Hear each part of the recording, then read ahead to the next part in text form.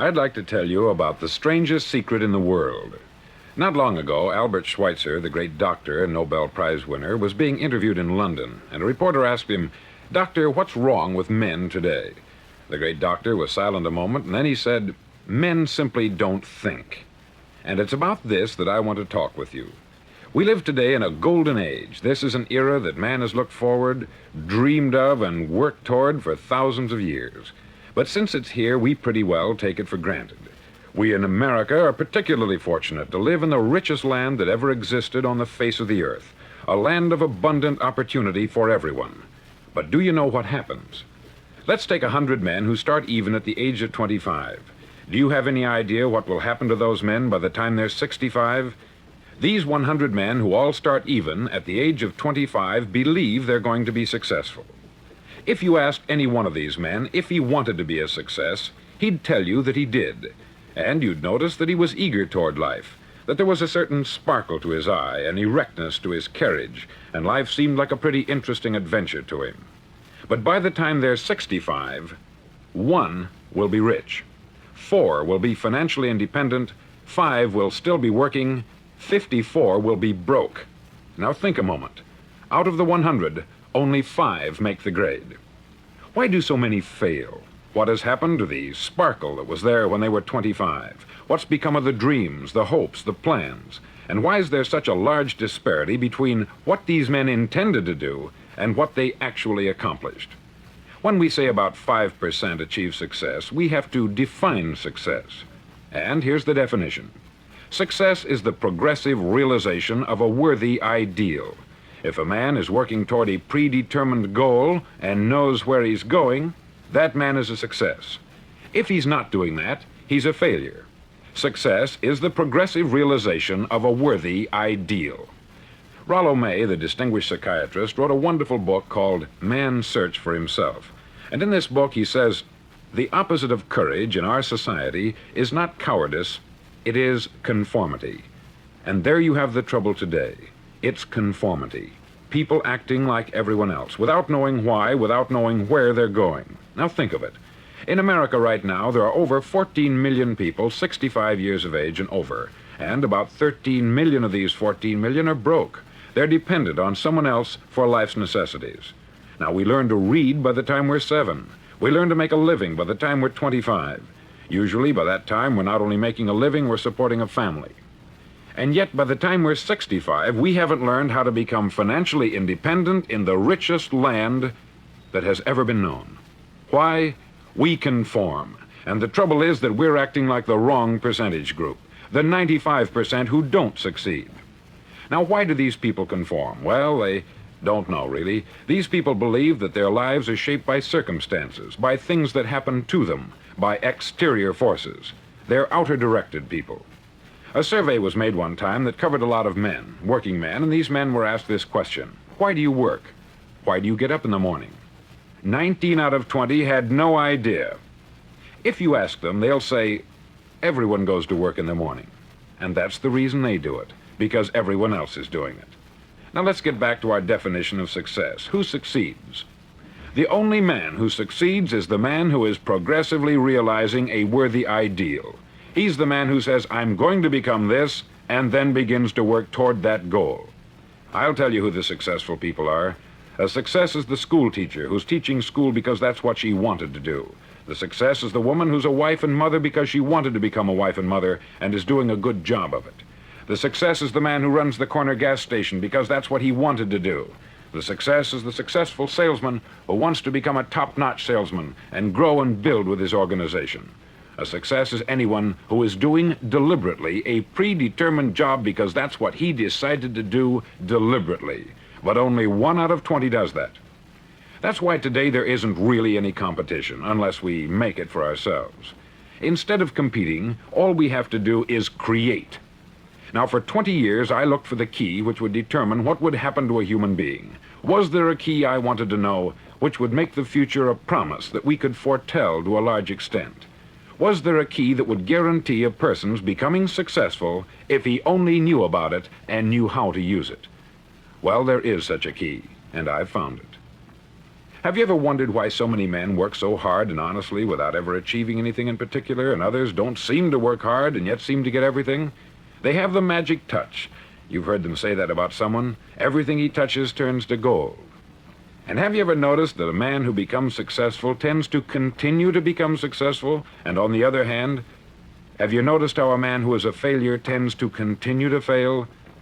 It's because of goals. Some of us have them, some don't. People with goals succeed because they know where they're going. Now think of a ship leaving a harbor, and think of it with the complete voyage mapped out and planned. The captain and crew know exactly where it's going and how long it will take. It has a definite goal. 9,999 times out of 10,000, it will get to where it started out to get. Now let's take another ship, just like the first, only let's not put a crew on it, or a captain at the helm. Let's give it no aiming point, no goal, no destination. We just start the engines and let it go. I think you'll agree with me that if it gets out of the harbor at all, it will either sink or wind up on some deserted beach a derelict. It can't go any place because it has no destination and no guidance. It's the same with a human being. Take the salesman, for example. There is no other person in the world today with the future of a good salesman. Selling is the world's highest paid profession, if we're good at it and if we know where we're going. Every company needs top-notch salesmen, and they reward those men. The sky is the limit for them. But how many can you find? Someone once said, the human race is fixed, not to prevent the strong from winning, but to prevent the weak from losing.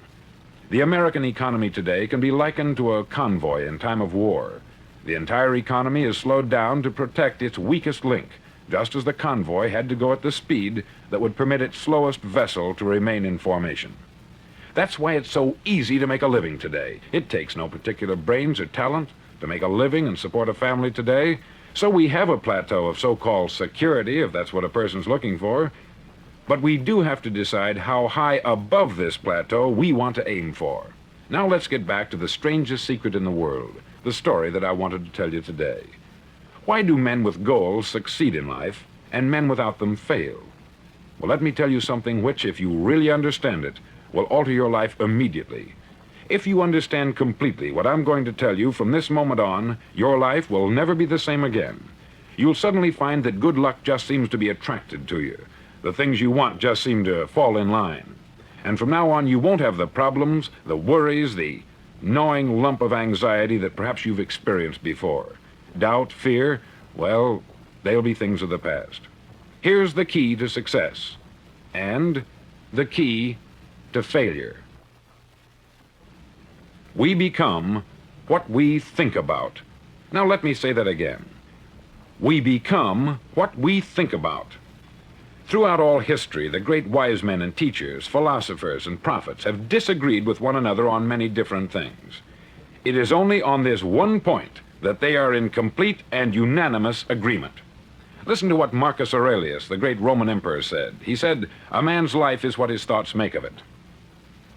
Disraeli said this, "Everything comes if a man will only wait. I have brought myself by long meditation to the conviction that a human being with a settled purpose must accomplish it, and that nothing can resist a will that will stake even existence for its fulfillment." Ralph Waldo Emerson said this, "A man is what he thinks about all day long." William James said, "The greatest discovery of my generation is that human beings can alter their lives by altering their attitudes of mind." And he also said, "We need only in cold blood act as if the thing in question were real, and it will become infallibly real by growing into such a connection with our life that it will become real. It will become so knit with habit and emotion that our interest in it will be those which characterize belief." He also said this, "If you only care enough for a result, you will almost certainly attain it. If you wish to be rich, you will be rich. If you wish to be learned, you will be learned. If you wish to be good, you will be good. Only you must then really wish these things, and wish them exclusively, and not wish at the same time 100 other incompatible things just as strongly." In the Bible you read, in Mark 9:23, "If thou canst believe, all things are possible to him that believeth." Dr. Norman Vincent Peale said this, "This is one of the greatest laws in the universe. Fervently do I wish I had discovered it as a very young man. It dawned upon me much later in life, and I've found it to be one of the greatest, if not my greatest discovery, outside of my relationship to God. And the great law, briefly and simply stated, is that if you think in negative terms, you'll get negative results. If you think in positive terms, you will achieve positive results. That is the simple fact, which is at the basis of an astonishing law of prosperity and success. In 3 words, believe and succeed. William Shakespeare put it this way: our doubts are traitors, and make us lose the good we oft might win by fearing to attempt. George Bernard Shaw said, people are always blaming their circumstances for what they are. I don't believe in circumstances. The people who get on in this world are the people who get up and look for the circumstances they want, and if they can't find them, make them. Well, it's pretty apparent, isn't it? And every person who discovered this for a while believed that he was the first one to work it out. We become what we think about. Now, it stands to reason that a person who's thinking about a concrete and worthwhile goal is going to reach it, because that's what he's thinking about. And we become what we think about. Conversely, the man who has no goal, who doesn't know where he's going, and whose thoughts must therefore be thoughts of confusion and anxiety and fear and worry, becomes what he thinks about. His life becomes one of frustration, fear, anxiety, and worry. And if he thinks about nothing, he becomes nothing. Now, how does it work? Why do we become what we think about? Well, I'll tell you how it works as far as we know. Now, to do this, I want to tell you about a situation that parallels the human mind. Suppose a farmer has some land, and it's good, fertile land. Now, the land gives the farmer a choice. He may plant in that land whatever he chooses. The land doesn't care. It's up to the farmer to make the decision. Now, remember, we're comparing the human mind with the land, because the mind, like the land, doesn't care what you plant in it. It will return what you plant, but it doesn't care what you plant. Now, let's say that the farmer has 2 seeds in his hand. One is a seed of corn, the other is nightshade, a deadly poison. He digs 2 little holes in the earth and he plants both seeds, one corn, the other nightshade. He covers up the holes, waters, and takes care of the land, and what will happen? Invariably, the land will return what is planted. As it's written in the Bible, as ye sow, so shall ye reap. Remember, the land doesn't care. It will return poison in just as wonderful abundance as it will corn. So up come the 2 plants, one corn, one poison. Now, the human mind is far more fertile, far more incredible and mysterious than the land, but it works the same way. It doesn't care what we plant. Success, failure. A concrete, worthwhile goal, or confusion, misunderstanding, fear, anxiety, and so on. But what we plant, it will return to us. You see, the human mind is the last great unexplored continent on the earth. It contains riches beyond our wildest dreams. It will return anything we want to plant. Now, you might say, well, if that's true, why don't people use their minds more? Well, I think they've figured out an answer to that, too. Our mind comes as standard equipment at birth. It's free, and things that are given to us for nothing, we place little value on. Things that we pay money for, we value. The paradox is that exactly the reverse is true. Everything that's really worthwhile in life came to us free. Our mind, our soul, our body, our hopes, our dreams, our ambitions, our intelligence, our love of family and children and friends. All these priceless possessions are free, but the things that cost us money are actually very cheap and can be replaced at any time. A good man can be completely wiped out and make another fortune. He can do that several times. Even if our home burns down, we can rebuild it, but the things we got for nothing, we can never replace. The human mind isn't used merely because we take it for granted. Familiarity breeds contempt. It can do any kind of job we assign to it, but generally speaking, we use it for little jobs instead of big, important ones. Universities have proved that most of us are operating on about 10% of our abilities.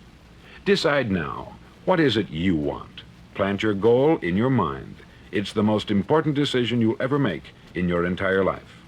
Do you want to be an outstanding salesman, a better worker at your particular job? Do you want to go places in your company, in your community? All you've got to do is plant that seed in your mind. Care for it. Work steadily toward your goal, and it will become a reality. It not only will, there's no way that it cannot. You see, that is a law, like the laws of Sir Isaac Newton, the laws of gravity. If you get on top of a building and jump off, you'll always go down. You'll never go up. And it's the same with all the other laws of nature. They always work. They're inflexible. Think about your goal in a relaxed, positive way. Picture yourself in your mind's eye as having already achieved this goal. See yourself doing the things you will be doing when you've reached your goal. Ours has been called the phenobarbital age, the age of ulcers and nervous breakdowns. At a time when medical research has raised us to a new plateau of good health and longevity, far too many of us worry ourselves into an early grave trying to cope with things in our own little personal ways, without learning a few great laws that will take care of everything for us. These things we bring on ourselves through our habitual way of thinking. Every one of us is the sum total of his own thoughts. He is where he is because that is exactly where he really wants to be, whether he'll admit that or not. Each of us must live off the fruit of his thoughts in the future, because what you think today and tomorrow, next month and next year, will mold your life and determine your future. You're guided by your mind. I remember one time I was driving through Arizona and I saw one of those giant earth-moving machines roaring along the road at about 35 miles an hour with what looked like 20 tons of dirt in it, a tremendous, incredible machine, and there was a little man perched way up on top with the wheel in his hands guiding it. And as I drove along, I was struck by the similarity of that machine to the human mind. Just suppose you're sitting at the controls of such a vast source of energy. Are you going to sit back and fold your arms and let it run itself into a ditch? Or are you going to keep both hands firmly on the wheel and control and direct this power to a specific, worthwhile purpose? It's up to you. You're in the driver's seat. You see, the very law that gives us success is a two-edged sword. We must control our thinking. The same rule that can lead a man to a life of success, wealth, happiness, and all the things he's ever dreamed of for himself and his family, that very same law can lead him into the gutter. It's all in how he uses it, for good or for bad. This is the strangest secret in the world. Now, why do I say it's strange, and why do I call it a secret? Actually, it isn't a secret at all. It was first promulgated by some of the earliest wise men, and it appears again and again throughout the Bible. But very few people have learned it, understand it. That's why it's strange, and why, for some equally strange reason, it virtually remains a secret. I believe that you could go out and walk down the main street of your town and ask one man after another what the secret of success is, and you probably wouldn't run into one man in a month who could tell you. Now, this information is enormously valuable to us if we really understand it and apply it.